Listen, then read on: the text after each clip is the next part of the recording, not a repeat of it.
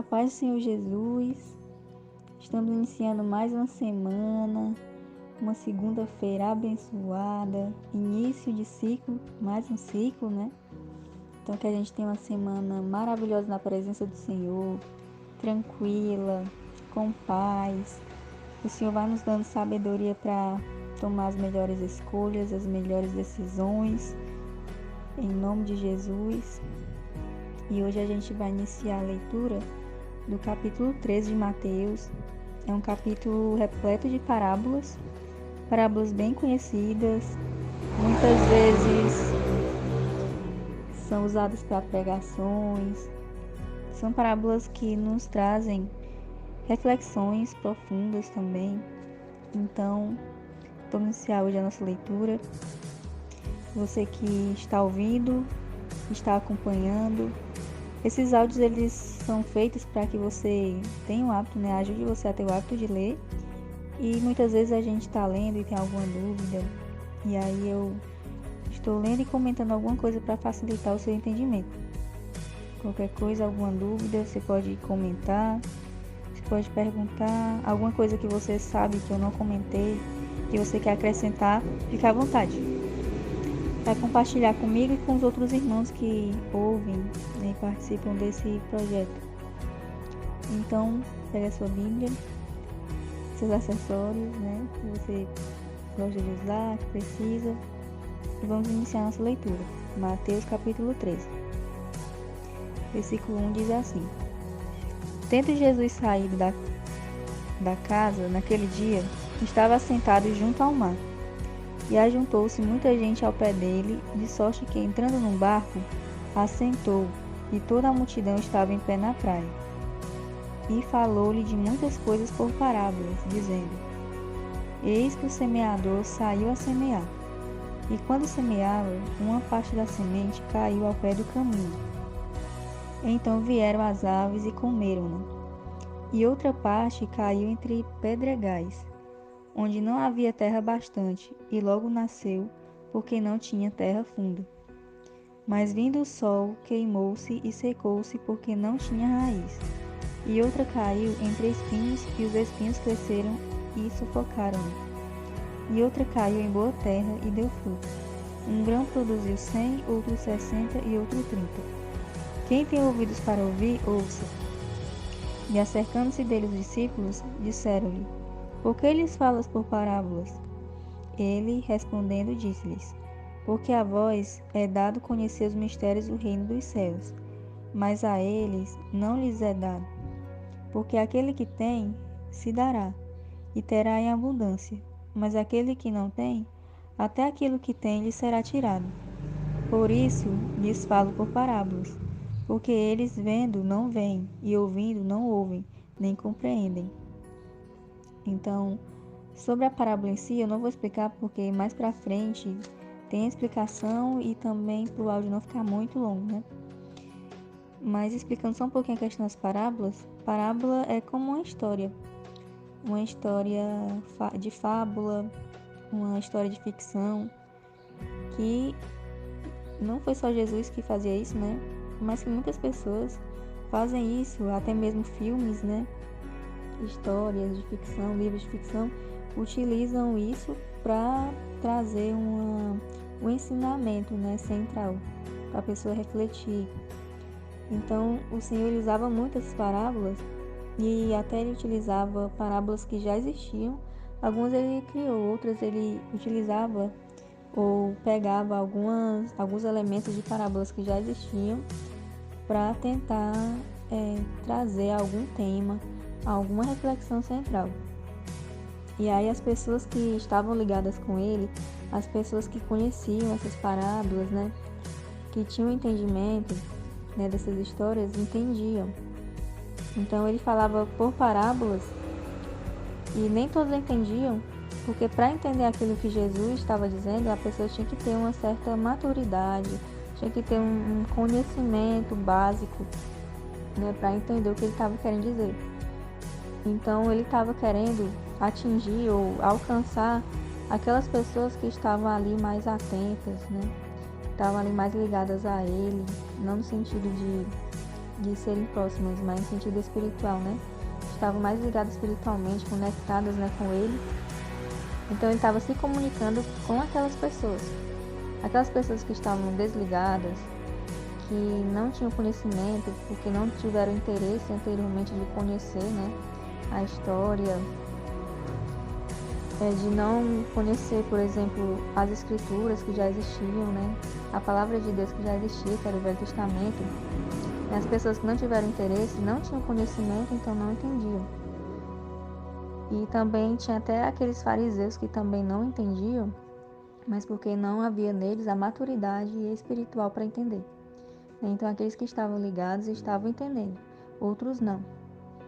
E aí era uma forma também de ele valorizar, dar valor ao que ele está dizendo, né? Porque às vezes a gente confunde evangelismo a ficar se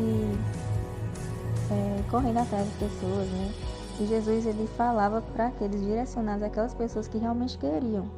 A gente até viu em outros capítulos, em outro capítulo, que ele diz, né, aos discípulos que quando eles chegassem na cidade, eles não fossem recebidos, ele simplesmente batesse os pés e fosse embora, né? Não ficasse tentando, né, convencer muitas pessoas, não. Tem pessoas que vão receber Jesus e tem outras que não vão receber, né? E Jesus ele não precisa ficar querendo, né, convencer as pessoas a amá-lo. Ele é o próprio amor. As pessoas que têm que sentir essa necessidade de se sentirem amadas por ele, né? E eles são amados, só não, as pessoas não reconhecem, não recebem, né? Então, continuando aqui. Parei aqui no versículo 14, né? Que diz assim: E neles se cumpre a profecia de Isaías, que diz: Ouvindo ouvireis, mas não compreendereis, e vendo vereis, mas não percebereis. Porque o coração deste povo está endurecido, e ouviram do mau grado com seus ouvidos, e fecharam seus olhos, para que não vejam com os olhos, ouçam com os ouvidos, compreendam com o coração, se convertam e eu os cure. Mas bem-aventurados os vossos olhos, porque veem, e os vossos ouvidos, porque ouvem. Porque em verdade vos digo que muitos profetas e justos desejaram ver o que vós vedes, e não viram, e ouvir o que vós ouvis, e não ouviram. Imagina aí, né, muitas pessoas estavam aguardando, né, o Messias, queriam muito conhecer o Messias, e o Messias estava ali, eles não estavam reconhecendo, né? E nós reconhecemos o Messias e nós não podemos ainda ter esse privilégio de andar e ouvir, né? Ouvir a sua voz ali nitidamente falando com nós, conosco, né? Então eles eram bem-aventurados, pessoas favorecidas, né? Por estarem ali andando com o Senhor. Mas em breve, em nome de Jesus, nós estaremos também na glória, amém? Versículo 18. Escutai vós, pois, a parábola do semeador. Aí ele vai explicar. Ouvindo alguém a palavra do reino, e não a entendendo, vem o maligno e arrebata o que foi semeado no seu coração. Este é o que foi semeado ao pé do caminho. Então, na parábola, a ave, né, que come a semente está representando o inimigo, né? E a semente é a palavra do reino. Versículo 20. Porém, o que foi semeado em pedregais, que são pedras, né, é o que ouve a palavra e logo a recebe com alegria, mas não tem raiz em si mesmo, antes é temporão. Então, chegada a angústia e a perseguição por causa da palavra, logo se ofende. Então, tem muitas pessoas que recebem ali aquela palavra, né, de prosperidade, de alegria, de saúde, né, que você vai ser muito feliz, e aí recebe aquela palavra, mas não busca a Deus, não tem uma vida de oração, não vai para a igreja, não estuda a palavra, não cria, né, não constrói esse alicerce em Deus. E aí quando vem a primeira perseguição, a primeira angústia, a primeira tristeza, aí começa a perder a fé em Deus, porque acha que estar com Deus é só alegria, e não é, e aí acaba se afastando, saindo da igreja, né? Essas são as pessoas que têm a palavra no coração, mas o seu coração são repletos de pedregais, né? A raiz não cresce, então tem que dar uma arada aí nesse coração. Versículo 22. E o que foi semeado entre espinhos é o que ouve a palavra, mas os cuidados deste mundo e a sedução das riquezas sufocam a palavra e fica infrutífera.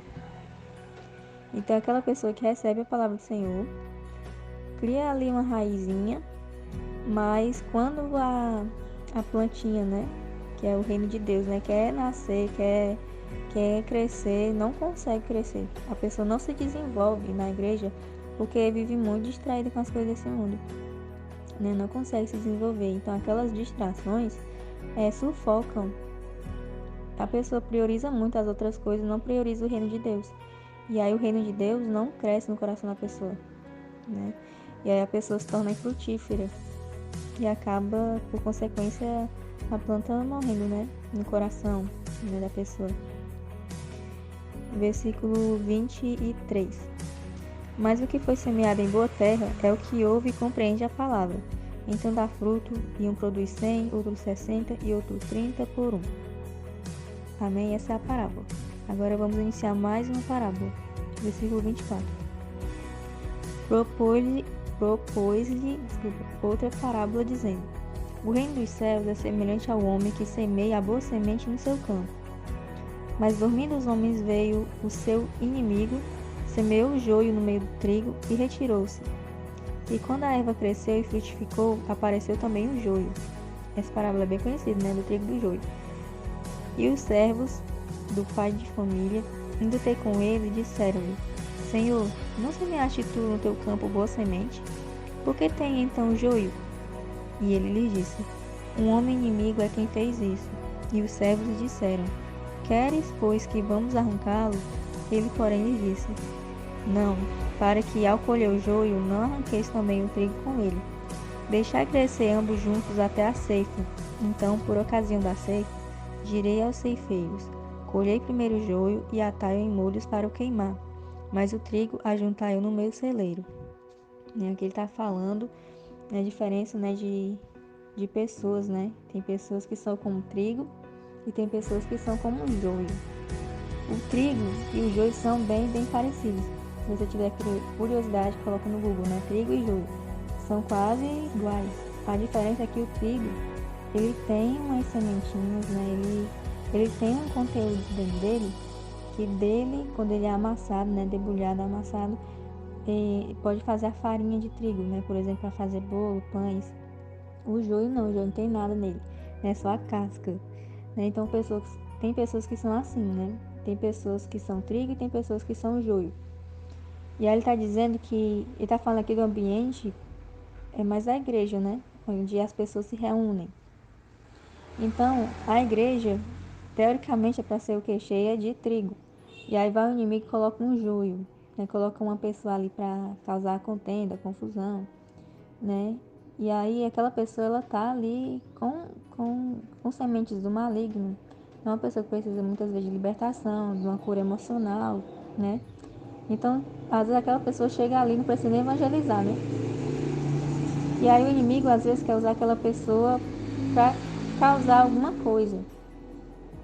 E aí, se as pessoas ali na igreja não tiverem sabedoria, ela se deixa levar pelas emoções, pelas feridas daquela pessoa. Não é que a pessoa... Tem pessoas hoje em dia que fazem isso de propósito, né? Como eu já vi nessa parte aí da política, né? Que dizem que entram e se infiltram nas igrejas para realmente atrapalhar. Mas geralmente as pessoas entram, né? Esses joios, né? Eles entram nas igrejas não é de propósito para atrapalhar, né? Mas são pessoas que são carregadas de feridas, são pessoas que estão muito amarguradas, que precisam de libertação ou precisam de uma cura, ou as duas coisas, e entram naquela igreja, naquela congregação, e as pessoas, os trigos, por não estarem vigilantes, acabam se deixando levar por essas coisas, né? Então o Senhor disse que não é para arrancar o joio, não é para excluir o joio, não é para colocar o joio fora, né? Como muitas congregações por aí fazem, né? Uma pessoa que começou a dar problema na igreja, né? Na visão delas, então começa a querer excluir aquela pessoa. E o Senhor está dizendo aqui que não é para fazer isso, né? É para deixar ali. Por quê? É porque ele vai simplesmente pegar o joio e queimar e separar. Tem um propósito para isso, né? E existe até uma explicação na neurociência E até a gente vê em Salmos 1, primeiro capítulo de Salmos, que fala que a gente não deve se assentar nas rodas dos escarnecedores. Por quê? Isso tem uma explicação. Na psicologia, na neurociência, né, que quando a gente está no meio, nós somos a média das pessoas em que convivemos. Então, se a gente está no meio de pessoas que não são boas influências, nós, mesmo que a gente não queira, a gente se deixa influenciar por aquelas pessoas, pelo convívio, né? E quando a gente está no meio de pessoas que são boas influências, também acontece a mesma coisa. Então, o Senhor, ele está querendo o quê? Ele não quer que não tenha joio, ele quer que tenha joio na igreja. Mas ele quer que nós, que somos trigo, sejamos mais, né, em quantidade, e também que a gente influencie aquela pessoa, né? Não precisa influenciar de uma maneira proposital, né? Porque isso acaba acontecendo de uma forma natural, né? A pessoa está ali, o joio está ali no meio do trigo. Se ele continuar indo e as pessoas, o trigo, né, for vigilante, forem pessoas que sabem lidar com, com pessoas que pensam diferente, né, que não se deixam levar pelas emoções, que não se deixam levar pelas feridas das outras pessoas, mas que são pessoas que curam, então, consequentemente, aquela pessoa que era joio, ela vai se tornar trigo também. Então aqui eu não vejo, as pessoas podem ler, né? E achar assim, o Senhor, ele é muito ruim, vai pegar o joio e vai queimar o joio. Aqui eu vejo a misericórdia de Deus, né? Ele diz que o joio tem que permanecer com o trigo, porque ele quer que o joio em breve se torne também o trigo. Mas aquelas pessoas que, mesmo que estão ali, como a gente viu na parábola do semeador, né? Que estão ali na igreja, mas que não conseguem frutificar, né? Ou porque o coração é como pedra graz, né? Ou porque é cheio de espinhos. Então essas pessoas, elas vão continuar sendo joio. E o Senhor, ele não quer que a gente continue sendo joio, ele quer que a gente se transforme, né, em trigo. Então é muito importante a gente conviver com pessoas que nos influenciam, que nos incentivem a buscar mais o Senhor, a ter o hábito, né, de buscar mais o Senhor, de participar das atividades da igreja. Congregar é muito importante. Aqui eu vejo a importância de congregar, né? Aqui o Senhor fala por parábola, e se a gente for analisar também na psicologia, né, nós, quando estamos nós somos a média daqueles que nós mais convivemos. Então dá um peso a mais, né, na questão do congregar, que é uma ordenança do Senhor. O Senhor, muitas vezes, ele diz que a gente tem que fazer uma coisa, mas ele não explica. Por quê? Porque muitas vezes nós não temos maturidade ainda para entender, né? Mas a importância de congregar, uma delas é isso, né? É porque quando nós convivemos com as pessoas que nos incentivam para o bem, nós acabamos também pensando parecido, né? Não é que a gente vai perder a nossa personalidade, mas a gente acaba fortalecendo nossos valores, nossa identidade. Então essa é a importância de congregar, né? Então que nossa igreja, né, seja repleta de trigo, mas que também esteja preparada para receber o joio, né? Para que esse joio futuramente não seja lançado no fogo, né? Como a gente viu aqui, mas que seja depois, antes que isso aconteça, né? Depois de entrar na igreja e se envolver com o trigo, se transforme também no trigo, amém? Então, continuando aqui, versículo 31. Outra parábola lhes propôs, dizendo: o reino dos céus é semelhante ao grão de mostarda que o homem, pegando nele, semeou no seu campo. Aqui a gente já vê uma terceira parábola falando só de cultivar, de plantar, né? O Senhor usava muito isso, porque fazia parte da cultura, fazia muito parte ali da economia da época, né?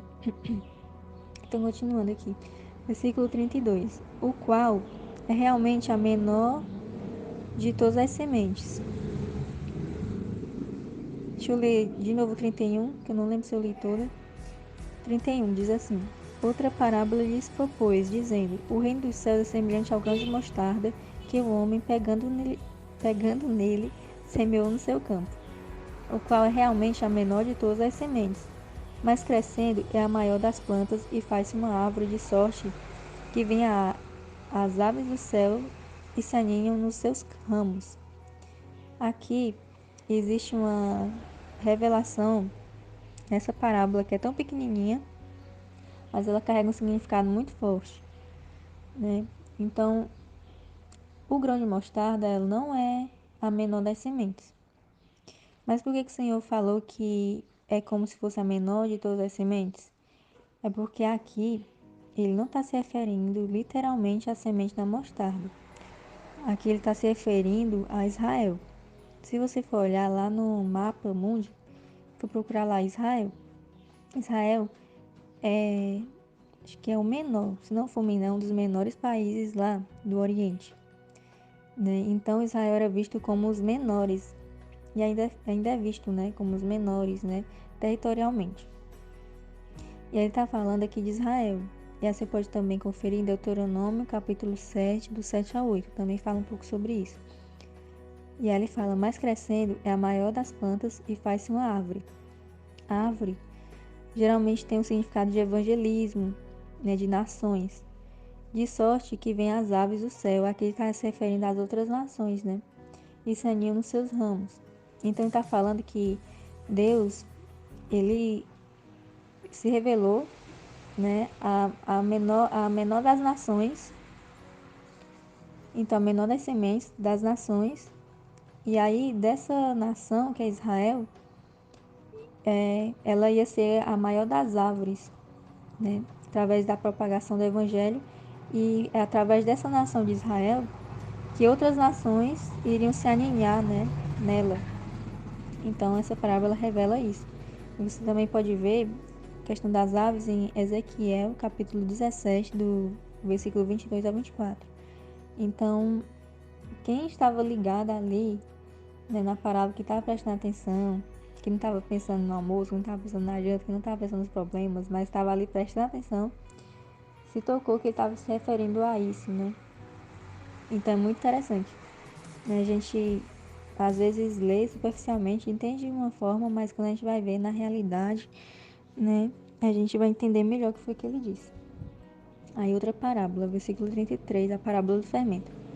Outra parábola lhe disse: o reino dos céus é semelhante ao fermento que uma mulher toma e introduz em 3 medidas de farinha até que tudo esteja levedado. Tudo isto disse Jesus por parábolas à multidão, e nada lhes falava sem parábolas, para que se cumprisse o que fora dito pelo profeta que disse: abrirei em parábolas a minha boca, publicarei coisas ocultas desde a fundação do mundo. Amém? Aí aqui ele traz de novo a parábola do joio, versículo 36, eu vou ler. Então, tendo despedido a multidão, foi Jesus para casa. E chegaram ao pé dele os seus discípulos, dizendo: explica-nos a parábola do joio no campo. Então, eles tinham interesse de entender, né? Versículo 37. E ele respondendo, disse-lhes: o que semeia a boa semente é o Filho do homem.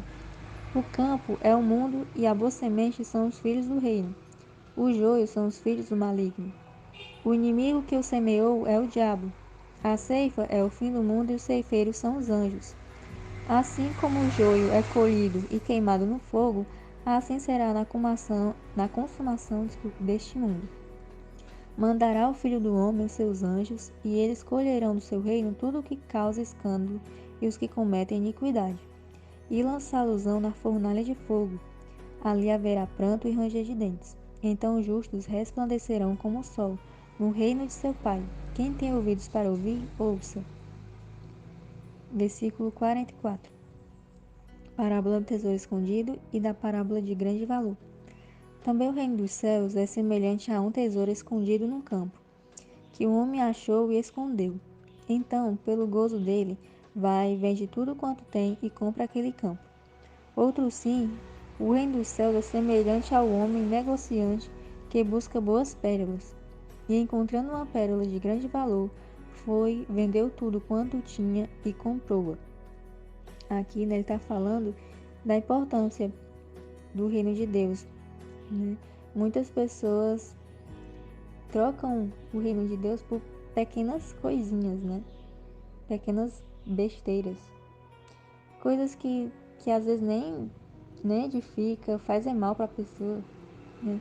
A gente lembra também de Esaú e Jacó, né? Esaú trocou a sua herança por um prato de comida, um prato de lentilhas. Tem gente que troca a sua herança no reino de Deus, né?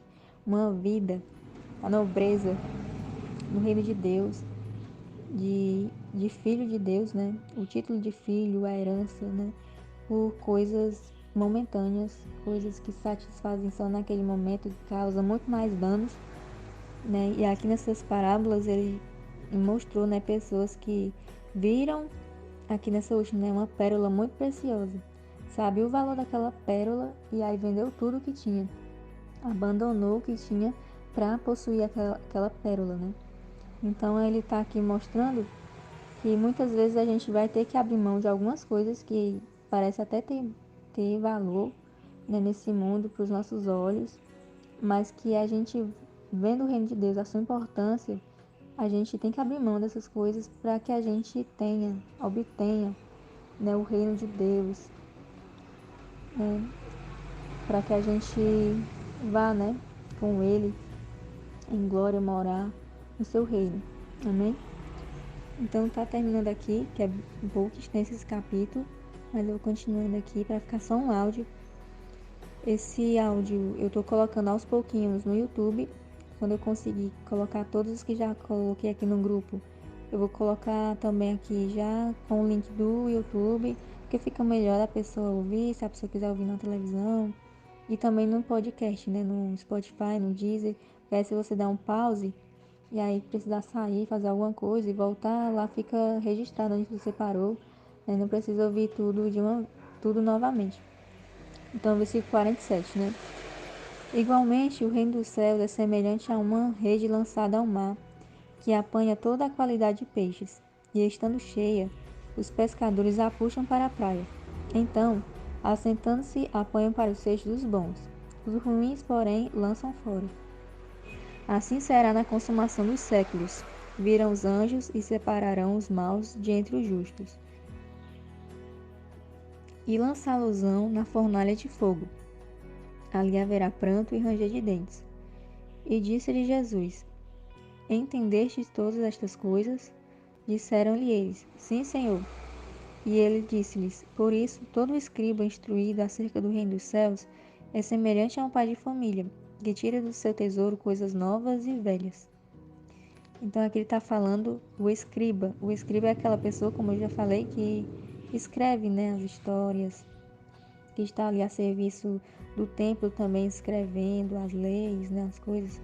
Então ele está falando aqui que o escriba é como um pai de família, que ele tem um tesouro, e aí nesse tesouro ele vai tirando as coisas que não tem mais valor e vai colocando coisas que têm valor, né? Então ele está falando aqui questão das pessoas registrarem também isso, né?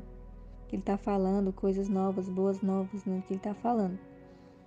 E dando um outro entendimento, um entendimento novo às coisas velhas, né? As antigas, né? A questão da lei também, que ele não veio acabar com a lei, ele veio cumprir, trazer um novo entendimento, uma abordagem, né, mais profunda. No versículo 53, né? Continuando.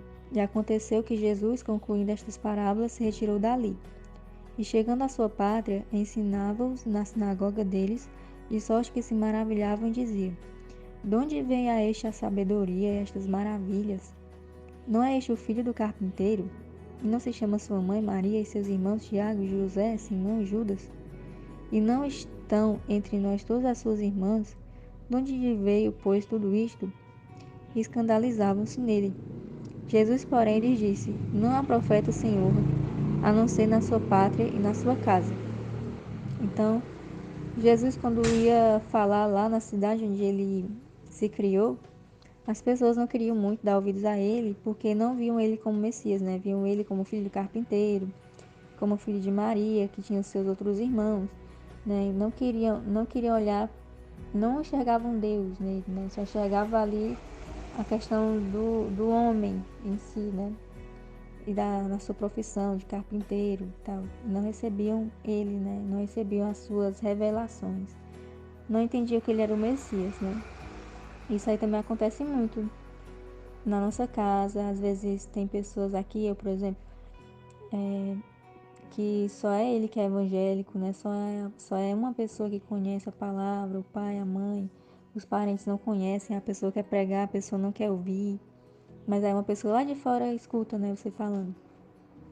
Então é porque isso acontece mesmo, não desanime, é normal. Até com Jesus aconteceu isso, né? Então se você tem pregado a palavra, as pessoas não querem dar ouvidos, não desanime, né? Às vezes a pessoa é uma filha, falando pro pai, aí o pai não quer ouvir, porque também tem aquela questão, né, de que o pai, né, não quer ser ensinado pelos filhos, né? Tudo bem, isso acontece, né?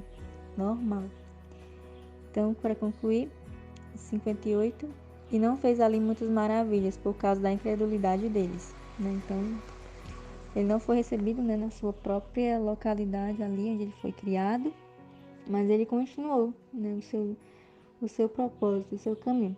Que a gente continue assim também, né? A gente não precise ser aprovado pelas pessoas, né, para fazer a obra de Deus. Que a gente busque ser aprovados pelo Senhor, né? E todos os seus preceitos estão aqui na palavra de Deus, amém? Então, se faz necessário a gente conhecê-la e praticá-la. Então, esse foi a leitura de hoje, em nome de Jesus, que tem edificado sua vida. Se você foi edificado, comente, compartilhe também o que você aprendeu. Se teve alguma dúvida, pode colocar aqui no grupo, nos comentários, né? Aproveite esse momento, aproveite a leitura para se aprofundar também, né? Para conhecer melhor. Amém? Então, Deus abençoe a sua vida, Deus abençoe a sua família, os seus projetos, os seus planos. Mais uma vez que você tenha uma semana abençoada na presença de Deus, que Deus lhe conceda saúde, livramento, né? Em nome de Jesus. Então, até a próxima, em nome de Jesus.